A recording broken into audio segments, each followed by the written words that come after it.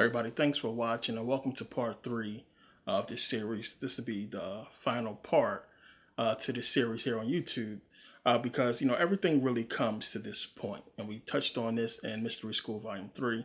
And it's just what people need to understand about what really Satan is, what Satan really is, I should say, and how to grasp it on a conscious level, what it really goes deeply into.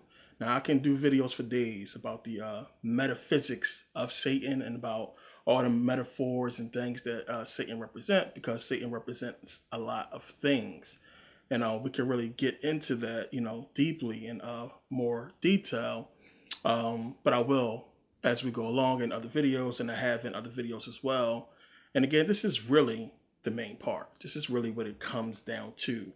And whether or not you're going to grasp it and accept it as fact, or if you're going to really understand it. So I'm going to try to put it in the best way for you guys to understand what it's all talking about, and what Satan really is, and what this whole, reptilian understanding of Satan really is.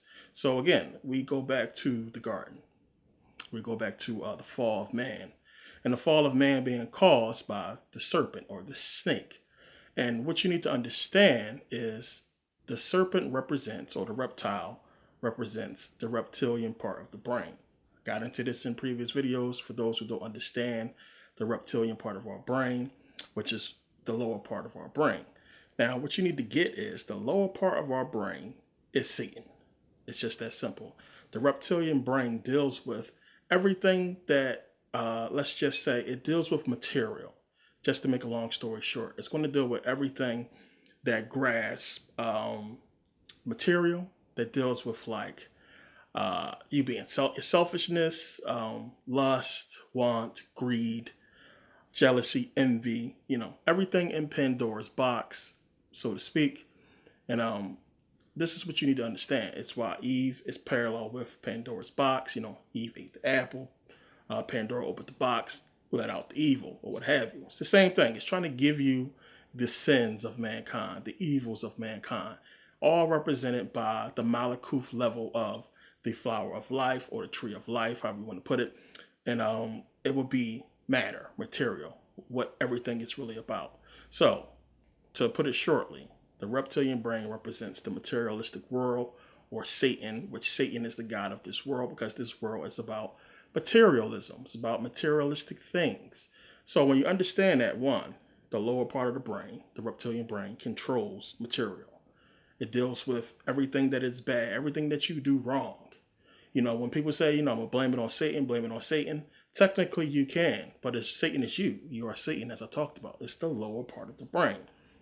On the flip side of that, you have the higher part of the brain, which would be heaven, which would be your third eye, or your limbic system, your prefrontal cortex, which is the entrance way into the third eye.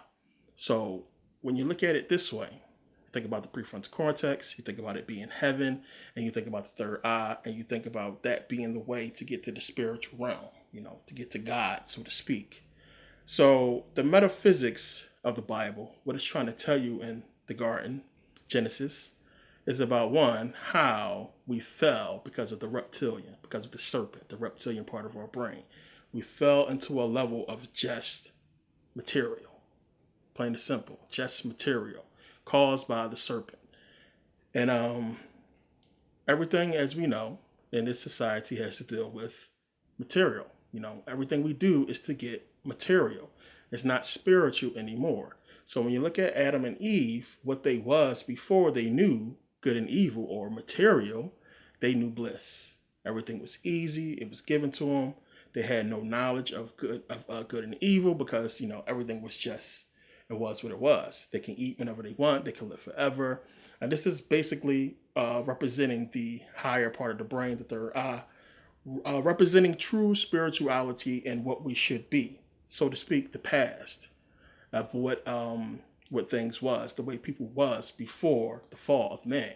So before the fall of man, you had Adam and Eve living consciously, living spiritually, being able to do what they want and live forever, until they ate the fruit, or basically fell in consciousness because of the reptilian part of the brain. And what happens in Genesis, I talk about in Saturn, Satan Part 1, how they was cast out. stuck, doomed to the lower part of the brain. Now, remember, if you pay attention to my series, I talk about, combining the brain, the subconscious and and your consciousness together to become one. Once you have the two together to become one, one like Neo was the one, everything that's talking about one, God is one, it's talking about God, becoming God, having all power. So, in Saturn, Satan 1, we talked about this. So we talked about, subconscious and the consciousness coming together to become one. And once you do that, God. So remember, he cast them out of the garden to keep them away from the tree of life. So they already had the tree of the knowledge of good and evil. Once they got the tree of life, which would be, the third eye or the higher part of the brain, they already had the lower part of the brain. Once they combined the two, what did the Bible say? He said they would become like us, being able to live forever, becoming gods. So this is what it's talking about. So they kept us from doing that, and it was cast out of the garden. And basically, as I talked about before, when you pay attention, everything is leading up to eventually getting back to that one point. So when you pay attention to the Bible, when it's talked about in Genesis, the cherubims kicking them out and God trying to basically keep them away from that tree of life, the purpose of life will be what then? If you get that tree of life and you become God, the purpose of life will be what? To get that tree of life, to get that knowledge, so to speak, so that you can become as God. And so many things is in the way. So we go through the whole rest of the Bible, as I talked about before, learning about all these stories and everything like that. But really, what we want to do is to go back to Genesis and say, hey, well, what about this tree? That's really what we need to get. So when understanding Satan and what Satan is you. He is the lower part of the brain, dealing with materialism, dealing with selfishness, dealing with evil, envy, everything that we call, bad. And this is what we're on, and everything that we deal with in this reality has to deal with that. So if Satan is indeed the God of this world, then this world will have to be dealing with what? Materialism. And it is, which is why the Bible says Satan is the God of this world, because this is what we're dealing with. Materialism, materialistic everything. So when you understand this, when you grasp this concept, you can kind of start to break down the metaphors of Genesis and the Bible throughout and start to understand what's really taking place. So understanding that Satan is the lower part of the brain, and what you do involving matter and material deals with satanic things, then you start putting everything together and you start to really understand how you are indeed Satan and how you are indeed, Jesus or God as well. Two sides of the coin. And the whole key is to, bring them together to become, one powerful being, so to speak.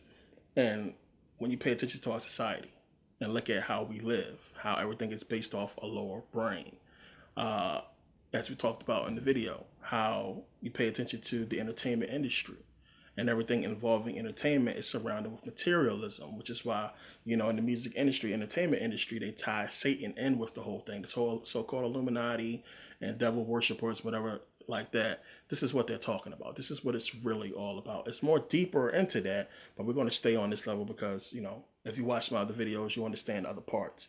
But we'll stay on this level right here so you can, just make it more clear about what we're speaking about here. Satan, period, point blank, materialism, evil, envy, all things men are capable of, plain and simple. You don't have to look for some being with horns to find these things. There are far more terrible things in this world that we have seen done by the hands of man and not by some mythological being called Satan. Satan is you. It's just that simple. The more you understand that, the easier things is going to be. So again, people can run to the Bible and run to wherever they want to run to look for the satanic stuff. But anybody who's truly into Satanism, who understands what's going on, knows what it's really about. And everything else is just a charade to cover up the knowledge, the truth, the power. And that's what it really is, to keep it away from you. You're not supposed to know this stuff. You're supposed to be controlled by the fear of Satan. It's just that simple. So when you understand, when you look at the entertainment industry and how hip hop, as I always talk about, it's flashing money, cars, women, all materialistic things. Talking about evil things, murder, rape, kidnapping, all kinds of stuff, shootouts, gang banging, drug dealing, everything negative, evil. So you can incorporate that with the lower brain, with Satanism. It's the same thing with children, and why the family is perverted. I talked about this in part 3 too. How family is perverted, how love is perverted because of the reptilian brain. If you meet a woman and you basically get with her because of her features, because she has a fat ass, a nice body, not because you love her, you have sex with her out of lust, which is why the Bible speaks against lust, because it's one of the things that's lower brain. Everything that the Bible speaks against, you'll understand, has to deal with materialism, lower brain. So again, if you come together with a woman out of lust and you have sex and you have a child strictly out of lower brain, which is Satan, then you produce a demon child, a devil child, because it's not love. It's not higher brain, which is love. It's lower brain. So you have this baby out of so-called wedlock, which is why it's another reason why they say, hey, wait till you get married to have a baby, to have sex, because when you wait till then, you are in love. You know, you meet a person, you get to know them, you fall in love. And when you have sex and you come together sexually to have a child, you come together with love. And not just love, when you get together sexually, there's a little lust there too. It's not just all love making, it's still, the lower part of the brain, so to speak. But you come together with both. You come together united brain, love, and lower brain. Lower brain is not 100% a bad thing. It's only 100% a bad thing on its own, period. When you mix it with higher brain, which is what you're supposed to do, you have a beautiful, powerful thing. So when you come together with love and higher brain, and you have a child, that's a good child. That's a child that vibrates high. Higher levels. We talk between, the 80s and 90s. 80 after 80, you're talking about genius kids, and you want to understand. This is a study. You can do it, study yourself. When you understand people who have waited till they got married to have children, those children end up being geniuses. This is a fact, plain and simple. Everybody has issues in their family, but more statistics show when you wait till you're married to have a child, that child comes out way better off mentally and spiritually.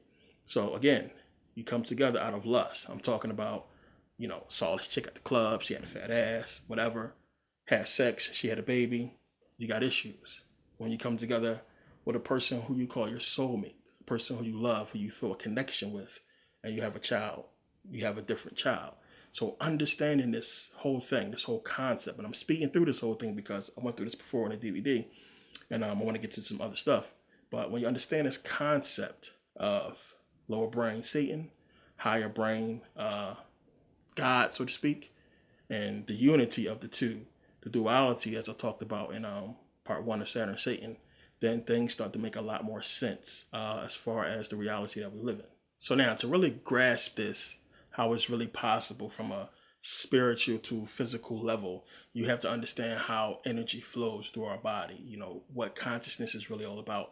And I'm going to give you the short version as I talked about in the DVD, which we go deeper in the DVD.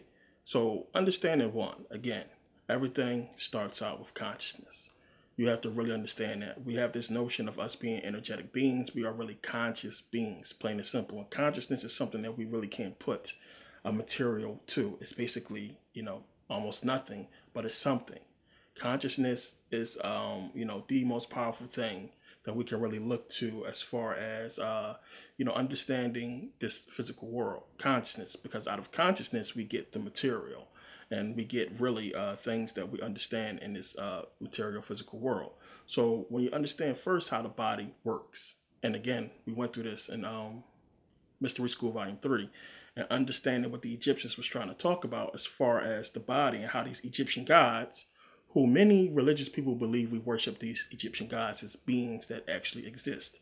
If you pay attention to a lot of books, when you listen to a lot of scholars, a lot of them will write about, Horus and Osiris actually existing as beings. Anybody who really studies this stuff, who really understands ancient Kemet, who understands Metu, understands that these beings are parts of our body, aspects of nature and reality that exists, not just within us, but, almost everywhere. So when you understand what they were talking about and you put this stuff with the body, you understand really they was talking about consciousness, energy. So again, our body moves because of consciousness. Now we know our body moves because of energy, but it starts out with consciousness. before you move, as you know, a thought occurs first. Then energy is produced. You have to understand that. So I talked about before about sexually, how we are sexually stimulated and how that can begin with a thought of you just thinking about sex, and then you have an erection. It happens really fast, as all movement does. So again, when you think about a sexual thought, you have a thought first, then energy. Energy then travels to the hippocampus, down the fibers of the choroid plexus to the fornix. And the fornix, where they get the word fornicate or fornication, is in the brain. And the fornix sends the energy down your spine, or down the jet column, your spine, that we talked about too in mystery school, which comes down your spine to the sacral nerve, and eventually travels to the your penis, or to the clitoris, which the clitoris is of course different. It's a lot deeper. But what happens is you have energy dispersed to the genitals, which causes an erection, all starting from a thought, consciousness. So you have a conscious thought, the energy is produced, and then you have an erection. So you're taking something that's spiritual and creating something physical. So when you think about sex, as I talked about in the DVD, this is something that is very powerful that happened, which is why you have a lot of ancients that really worship just the ritual of sex, how powerful it is. And it has been perverted today to just be, this experience instead of something that is just real powerful. So when you understand one coming together with love, two bodies coming together, creating this energy, and then producing a child that is power. It's a really powerful thing. So we're talking about consciousness, something spiritual, creating something energetic, and this energy bonding with the physical world to produce the necessary components to create life and, to create a child. And it's a beautiful thing. So when you understand how it works, you can see how, one, if that energy that is created is coming from the lower brain, and it's produced from the lower brain, and is used to create, this life, how that can be a problem. Not just that, when you bring these two negative energies together, the problems it could cause. Because remember, you're going off a lower brain in the beginning, coming together out of lust. It creates problems, which is why a lot of relationships that begin with lust don't usually last that long. So again, when you think about it, if this world is ruled by Satan, Satan will want you to come together, lower brain, understanding that whole concept. So this is why the culture is pushing us towards lust, lower brain. We have some things that involves love, but, love has become so polluted and dumbed down. A lot of people don't even believe love is real, and that it's possible. And this is all because of this whole, satanic energy, and understanding what that really is, and the power that it pushes out, into our consciousness, into our reality.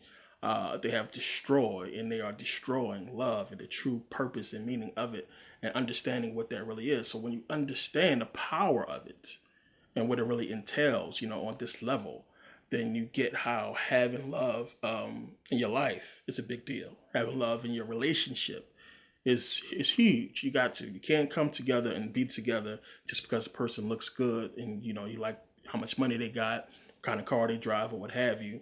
If it's not love first, huge deal, then it's going to be problems, because your relationship is going to be based off of lustful lower brain things instead of higher brain love, the connection, the soulmate, all of that. Big deal, big point.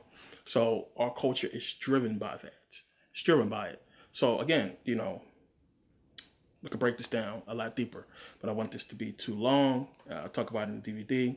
But when you understand how the concept works and how it's driving the culture, then you can just look at this whole spooky satanic boogeyman and say, it's bullshit. So when you apply this metaphysically to the Bible, and understanding what Satan was about, and understanding what goes on with things that entails Satan, then you can get it. Bringing it all to this conclusion of this part 3 of this video, because this basically just crushes it all. Everything is based on a materialistic point of view. So again, when I talked about the corporations, what do the corporations represent? Materialism. So when you understand Satan is Saturn, you can see why they use the Saturn logo, because they represent Satan, which is materialistic. Malakuf, this level that we are on, dealing with the material.